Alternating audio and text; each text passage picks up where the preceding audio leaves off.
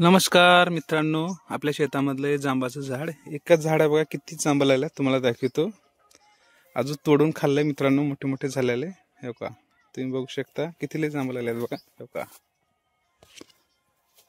एक झाड आम्हाला भरपूर होलाले मित्रांनो जांब खाण्यासाठी. हो का किती फळ धरले बघा. ह्याला काहीच नाही, आम्ही फवारणी केलं नाही, काहीच केलं नाही बघा.